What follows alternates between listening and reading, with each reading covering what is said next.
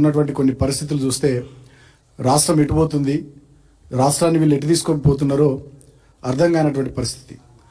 ఆనాడు పారిశ్రామికవేత్తలకు ఎర్రతివాచీలు పరిచి వాళ్ళను సాదరంగా స్వాగతించి అన్ని రకాలుగా వాళ్ళకు అండగా నిలబడి చివరికి పారిశ్రామికవేత్తలకు గొడుగులు బట్టి తెలంగాణకు పెట్టుబడులు మా ప్రభుత్వం తీసుకొస్తే ఇవాళ పారిశ్రామికవేత్తలకు గన్నులు చూపించి బెదిరించే పరిస్థితి ఈ ఇంద్రమ్మ రాజ్యంలో ఈ కాంగ్రెస్ ప్రభుత్వంలో ఇవాళ రావడం నిజంగా దురదృష్టకరం. అందుకని కొత్తగా పెట్టుబడులు వస్తలేవు, ఉన్న పరిశ్రమలు తరలిపోతున్నాయి. పేరుకేమో దావోస్ పోయినా, వేరే దేశాల పర్యటనలు పోయినా ఇన్ని వేల కోట్లు ఇన్ని లక్షల కోట్ల పెట్టుబడులు అంటున్నారు, ఒకటి మెటీరియలైజ్ అయితే లేదు.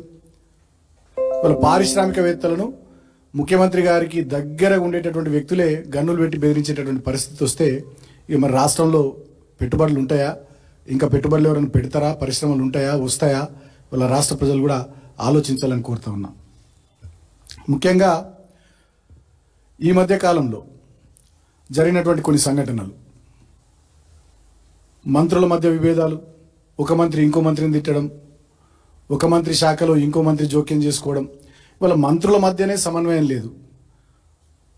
ప్రభుత్వం ప్రజల సంక్షేమాన్ని పక్కన పెట్టి మంత్రులు, ఎమ్మెల్యేలు, ఎంపీలు, అధికార పార్టీ నాయకుల సంక్షేమం కోసమే ఈ ప్రభుత్వం పనిచేస్తున్నట్టుంది తప్ప రాష్ట్ర ప్రజల సంక్షేమానికి కోసం ఒక్క నిమిషమైన సమయం కేటాయించి వీళ్ళు ఆలోచిస్తున్నట్టుగా కనబడతలేదు. ఆనాడు ఎన్నికల ముందేమో అన్ని డిక్లరేషన్ల పేరిట అన్ని వర్గాలకు చాలా హామీలు ఇచ్చి హడావిడి చేసిరు. రైతు డిక్లరేషన్ అన్నారు, వరంగల్లో సరూర్ నగర్లో యూత్ డిక్లరేషన్ అన్నారు, కామారెడ్డిలో బీసీ డిక్లరేషన్ అన్నారు, చేవెళ్లలో ఎస్సీ ఎస్టీ డిక్లరేషన్ అన్నారు. ఏ ఒక్క వర్గానికి కూడా వీళ్ళు ఇచ్చిన హామీ ఒక్కటంటే ఒక్కటి అమలు చేయలే. 420 హామీలు బోగస్, వాళ్ళ మేనిఫెస్టో ఒక బోగస్. ఇవాళ ఇక్కడ నడుస్తున్నటువంటి సర్కారు ఒక సర్కస్ లాగా మారిపోయి రాష్ట్రం యొక్క పరువును ఇవాళ దేశం ముందు తీస్తున్నటువంటి దుస్థితి కనబడతా ఉంది. ముఖ్యంగా వీళ్ళు మాట్లాడితే ఇంద్రమ్మ రాజ్యం అందరు ఆత్మగౌరవంతో బతుకుతున్నారని చెప్పి నిన్న ముఖ్యమంత్రి గారు మాట్లాడతారు. కేసీఆర్ గారి నాయకత్వంలో ఆనాడు బాబాసాహెబ్ అంబేద్కర్ భారత రాజ్యాంగాన్ని రచించినటువంటి మహానుభావుడు. ఈ దేశంలో ప్రజలందరూ స్వేచ్ఛ, సమానత్వం, సౌభ్రాతృత్వంతో గొప్పగా బతకాలని అభిలషించి అద్భుతమైనటువంటి రాజ్యాంగాన్ని ఈ దేశానికి అందించినటువంటి మహోన్నతుడు. ఆయన విగ్రహాన్ని 125 అడుగుల విగ్రహాన్ని హైదరాబాద్ నడిబొడ్డున ఆకాశమంతెత్తున మేము నిలబెడితే ఆ అంబేద్కర్ మహనీయుడిని బందీ చేసిండు ఈ ముఖ్యమంత్రి, ఈ కాంగ్రెస్ ప్రభుత్వం, ఈ ఇంద్రమ్మ రాజ్యం బందీని చేసింది. దేశానికి రాజ్యాంగాన్ని ఇచ్చినటువంటి బాబాసాహెబ్ అంబేద్కర్ గారి 125 అడుగుల ప్రపంచంలోనే లేనటువంటి విగ్రహాన్ని హైదరాబాద్ నడిబొడ్డున మేము ప్రతిష్ఠిస్తే ఆ మహనీయుడిని బందీ చేసినటువంటి వీళ్ళు ఇవాళ ఆత్మగౌరవాల గురించి మాట్లాడుతున్నారు. ఏ అంబేద్కర్ గారు అయితే దేశ ప్రజానీకం మొత్తం ఆత్మగౌరవంతో బతకాలి, ముఖ్యంగా అణగారిన వర్గాలు వాళ్ళ హక్కుల కోసం ఆత్మగౌరవంతో బతికే విధంగా వాళ్ళు పోరాటాలు చేయాలి, ముందుకు నడవాలని చెప్పి అద్భుతమైనటువంటి రాజ్యాంగాన్ని ఇచ్చి వాళ్ళకి అన్ని రకాల రక్షణలు కల్పించిండో అటువంటి అంబేద్కర్కే ఇవాళ రక్షణ కరువు అయిపోయింది. అటువంటి అంబేద్కర్ గారే ఇవాళ ఈ ఇంద్రమ్మ రాజ్యంలో కాంగ్రెస్ ప్రభుత్వ పాలనలో బందీ అయిపోయినటువంటి దుస్థితి కనబడతా ఉంది. అంటే ఈ విషయం నేను ఎందుకు చెప్తా ఉన్నానంటే, ఈ కాంగ్రెస్ ప్రభుత్వం వచ్చిన తర్వాత ఈ 23 నెలల్లో రాష్ట్ర వ్యాప్తంగా చాలా చోట్ల దళితుల మీద దాడులు జరిగినాయి. ముఖ్యంగా ఈ మధ్య కాలంలో మా కేటీఆర్ గారు వర్కింగ్ ప్రెసిడెంట్ గారు ఎల్లారెడ్డి నియోజకవర్గంలో లింగంపేట మాజీ ఎంపీపీ సాయిల్ గారు ఉంటారు, వారికి సన్మానం చేసి వచ్చారు. అంబేద్కర్ జయంతి రోజున అంబేద్కర్ విగ్రహం సాక్షిగా పోలీసులు ఆయన బట్టలు కూడా తీసిర్రు. అంటే ఇవాళ దళితుల పట్ల ఈ ప్రభుత్వం యొక్క వైఖరి ఎట్లుందో అర్థమవుతుంది. ఒక దళిత మంత్రిని పట్టుకొని మొన్న సహచర మంత్రులు ఏ రకంగా మాట్లాడిర్రో మొన్న చూసినటువంటి సందర్భం.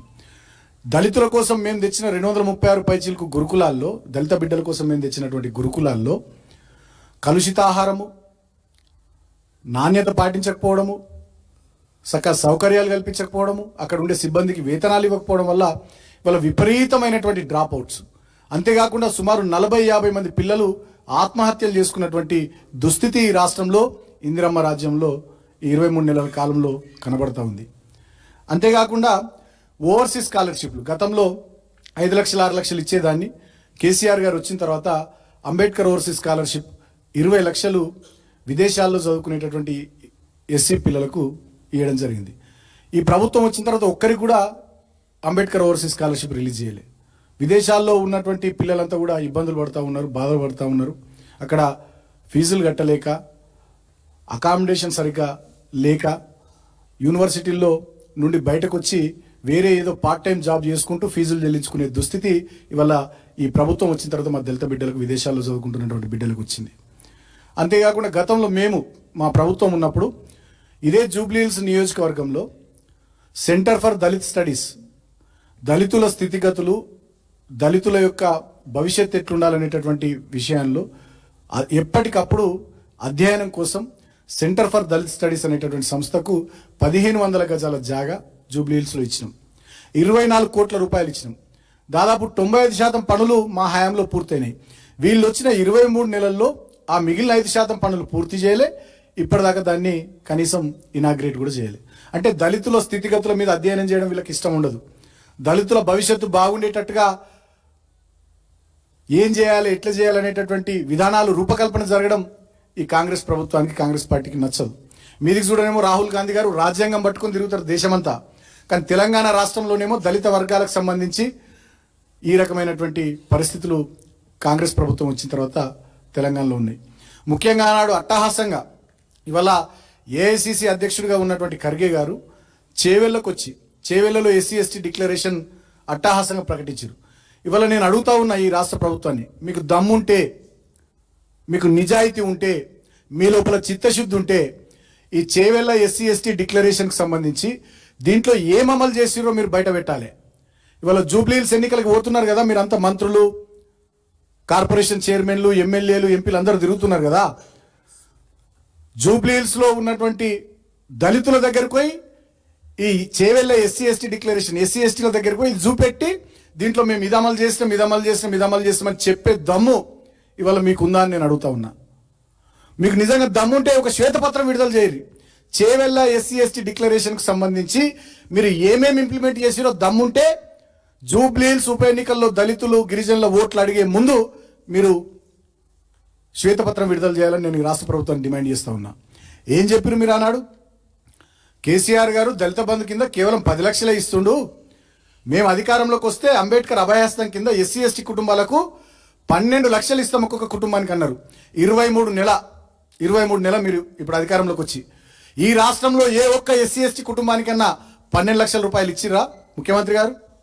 చెప్పాలి కాంగ్రెస్ ప్రభుత్వ పెద్దలు, డిప్యూటీ సీఎం గారు. అదేవిధంగా ఎస్సీ ఎస్టీలకు రిజర్వేషన్స్, ఎస్సీలకు 18%, ఎస్టీలకు 12% పెంచుతామని మాటిచ్చారు. 23 నెలలైంది, ఎందుకు చేస్తలేరు? తర్వాత ఇందిరమ్మ పక్కా ఇళ్ల పథకం, ఇల్లు లేని ప్రతి ఎస్సీ ఎస్టీ కుటుంబానికి ఇంటి స్థలంతో పాటు ఇంటి నిర్మాణానికి 6 లక్షల రూపాయలు అందజేస్తామన్నారు. ఒక్కరికన్నా అందజేసిర్రా? జూబ్లీహిల్స్లో ఎంతమందికి ఇచ్చిర్రు? రాష్ట్ర వ్యాప్తంగా ఎంతమందికి ఇచ్చిర్రు? దమ్ముంటే వివరాలు విడుదల చేస్తారా?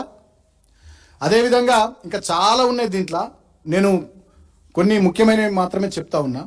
విద్యాజ్యోతుల పథకం కింద ఎస్సీ ఎస్టీ విద్యార్థులు 10వ తరగతి పాస్ అయితే వాళ్ళకి 10,000, ఇంటర్ పాస్ అయితే 15,000, డిగ్రీ పాస్ అయితే, డిగ్రీ పూర్తి చేస్తే 25,000, పోస్ట్ గ్రాడ్యుయేషన్ పీజీ పూర్తి చేస్తే 1,00,000 రూపాయలు, ఎంఫిల్ పిహెచ్డి పూర్తి చేస్తే ఎస్సీ ఎస్టీ యువతకు 5 లక్షల రూపాయలు అన్నారు. ఈ రాష్ట్రంలో ఈ 23 నెలల కాలంలో ఒక్కరికన్నా 10,000, 15,000, 25,000, 1,00,000, 5 లక్షలు ఇచ్చిర్రా? ఇస్తే ఆ వివరాలు విడుదల చేయాలని నేను ముఖ్యమంత్రిని డిమాండ్ చేస్తా ఉన్నా. అదే కాకుండా రెసిడెన్షియల్ స్కూల్స్, హాస్టల్స్ మరియు విదేశాల్లో విద్యకు సంబంధించి చాలా హామీలు ఇచ్చారు. ఇప్పటివరకు అంబేద్కర్ ఓవర్సీస్ స్కాలర్షిప్ కింద ఒక్కరికి ₹1 ఇయ్యలే మీరు. ఇంకా కొత్తది ఇచ్చుడు దేవుడెరుగు. గతంలో పోయినటువంటి విద్యార్థులకే ఇవాళ ఆ పాత 20 లక్షల రూపాయలు మీరు డ్యూస్ రిలీజ్ చేస్తలేరు. అదేవిధంగా 236 పైచీలకు ఎస్సీ గురుకులాల్లో ఇవాళ చాలా దుర్లభమైనటువంటి పరిస్థితులు, దుర్మార్గమైనటువంటి పరిస్థితులు ఉండి డ్రాప్ అవుట్స్ అయ్యి చాలామంది పిల్లలు ఆత్మహత్యలు చేసుకుంటే కనీసం వాటిని సరిదిద్దే ఆలోచన కూడా చేస్తలేరు. ఇక ఫీజు రియంబర్స్మెంట్ పథకం అయితే దాన్ని మొత్తానికి అటకెక్కిచ్చి ఇవాళ కాలేజీలన్నీ కూడా స్ట్రైక్కు పోయేటటువంటి పరిస్థితి. అంటే నాకు ఒక డౌట్ ఏమొస్తుందంటే ఈ ముఖ్యమంత్రి గారి మీద, ఆయన ఒక ఫ్యూడలిస్ట్ కాబట్టి, ఒక ఫ్యూడలిస్ట్ నేపథ్యం ఉన్నటువంటి వ్యక్తి కాబట్టి ఎస్సీ ఎస్టీ వర్గాలకు సంబంధించిన పిల్లలు చదువుకోవద్దు, వీళ్ళు చదువులకు దూరంగా ఉండాలి, అందుకనే ఈ రెసిడెన్షియల్ స్కూల్స్ నాశనం చేయాలని భావించి ఇట్లా చేస్తున్నాడు ముఖ్యమంత్రి అని అనిపిస్తుంది. విదేశాల్లో చదువుకుంటున్నటువంటి పిల్లలకు ఓవర్సీస్ స్కాలర్షిప్ అందజేయకుండా వాళ్ళు కూడా అక్కడ మధ్యలోనే డ్రాప్ అవుట్ అయ్యేటటువంటి పరిస్థితులు తీసుకొస్తున్నాడు ఈ ముఖ్యమంత్రి. అంటే ఏంటంటే నాకు ఎస్సీ ఎస్టీల మీద కోపం. ఈ ఎస్సీ ఎస్టీలు చదువుకోవద్దు, ఎదగొద్దు, పెరగొద్దు, వీళ్ళ కాళ్ళ కింద వీళ్ళ చెప్పు చేతల్లో తరతరాలు ఎట్లయితే గతంలో 2000 సంవత్సరాలుగా బతికిరో ఇప్పుడు కూడా గట్లనే ఉండాలనేటటువంటి ఒక ఫ్యూడలిస్ట్ అప్రోచ్తోని, ఫ్యూడలిస్ట్ ఆలోచన విధానంతో దళిత గిరిజనులకు సంబంధించి ఈ రకంగా ఈ ముఖ్యమంత్రి కానీ ఈ ప్రభుత్వం వ్యవహరిస్తున్నట్టుగా కనబడుతూ ఉంది. సాక్షాత్తు అంబేద్కర్ మహానుభావున్నే బందీ చేస్తే హైదరాబాద్ నడిబొడ్డునా ఇవాళ రాష్ట్రంలో ఉన్నటువంటి గురుకులాలన్నింటినీ కూడా నాశనం చేసి ఇస్తామన్నటువంటి చేవేళ్ల ఎస్సీ ఎస్టీ డిక్లరేషన్లో ఒక్క హామీని కూడా నిలబెట్టుకోకుండా, అమలు చేయకుండా కేవలం ఆనాడు ఓట్ల కోసం, ఎస్సీ ఎస్టీల ఓట్ల కోసం అనేక మాయమాటలు చెప్పి ఒడ్డెక్కేదాకా ఓడమల్లన్న, ఒడ్డెక్కినాక బోడమల్లన్న అన్నట్టుగా ఇవాళ రాష్ట్రంలో ఎస్సీ ఎస్టీల పట్ల పూర్తి స్థాయి వివక్షను ఈ ప్రభుత్వం, కాంగ్రెస్ ప్రభుత్వం చూపిస్తూ ఉంది. అందుకనే నేను జూబ్లీ హిల్స్లో ఉన్నటువంటి మా సోదరులందరికీ విజ్ఞప్తి చేస్తూ ఉన్నా. ఇది మంచి అవకాశం.